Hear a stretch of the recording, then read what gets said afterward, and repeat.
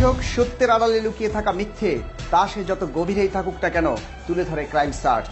দুর্নীতি, অনিয়ম আর অপরাধের চিত্র তুলে ধরে সমাজের সাধারণ মানুষকে সচেতন করা এবং প্রশাসনকে সহযোগিতা করাই আমাদের লক্ষ্য। ক্রাইম সার্চের এবারের অনুসন্ধানে উঠে এসেছে বাংলাদেশের নেটওয়ার্ক মার্কেটিংয়ের সমস্যা ও সম্ভাবনার চিত্র।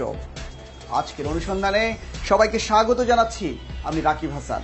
দর্শক, বিশ্বজুড়ে নেটওয়ার্ক মার্কেটিং একটি স্বীকৃত ব্যবসা হিসেবে পরিচিত। আমেরিকার প্রেসিডেন্ট ডোনাল্ড ট্রাম্প থেকে শুরু করে বিশ্বের বড় বড় ব্যবসায়ীরা নেটওয়ার্ক মার্কেটিং বিজনেসের সাথে সম্পৃক্ত।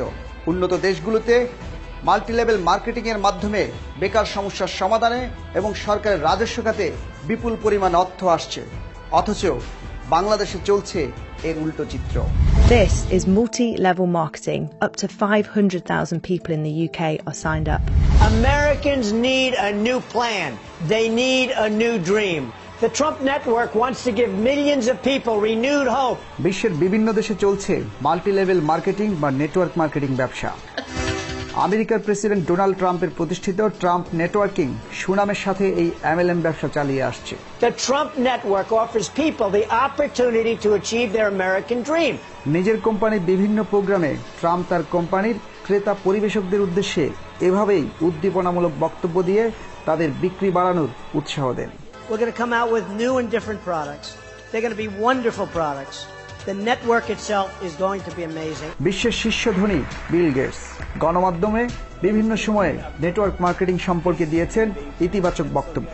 If I would be given a chance to start all over again, I would choose network marketing. পার্শ্ববর্তী দেশ ভারতে বিভিন্ন কোম্পানির সেলিব্রেশন প্রোগ্রামে উপস্থিত হয়ে তাদের উৎসাহ অনুপ্রেরণা দিচ্ছেন তাদেরই প্রধানমন্ত্রী নরেন্দ্র মোদী।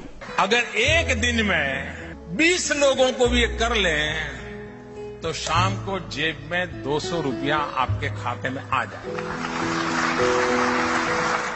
সরকারের রাজস্ব খাতে বিপুল অঙ্কের ভ্যাট ট্যাক্স জমা ও কর্মসংস্থানের ক্ষেত্রে অবারিত সুযোগ সৃষ্টির কারণে বিশ্বজুড়ে নেটওয়ার্ক মার্কেটিং এর জয় জয়কার।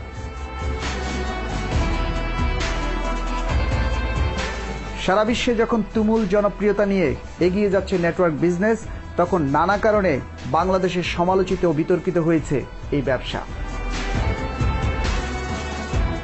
বাংলাদেশের কোম্পানিগুলোর অতিরিক্ত লোভ আর মুনাফামুখী বিনিয়োগ পরিকল্পনা এর জন্য দায়ী। নেটওয়ার্ক মার্কেটিং শতভাগ পণ্যভিত্তিক বিপণন পদ্ধতি হলেও বাংলাদেশে শুরু থেকেই হয়েছে এর অপপ্রয়োগ। এদেশে মূলত নেটওয়ার্কের নামে হয়েছে টাকা দিয়ে টাকার খেলা। এত সব প্রতারণার ভিড়ে শতভাগ পণ্যভিত্তিক ভালো কোম্পানিও রয়েছে। এর মধ্যে অন্যতম মডার্ন হার্বাল। 2013 সালে কোম্পানিটি লাইসেন্স পায়। এর চেয়ারম্যান ডক্টর আলমগীর মতি প্রায় 15 বছর ধরে সুনামের সাথে ব্যবসা করে যাচ্ছেন।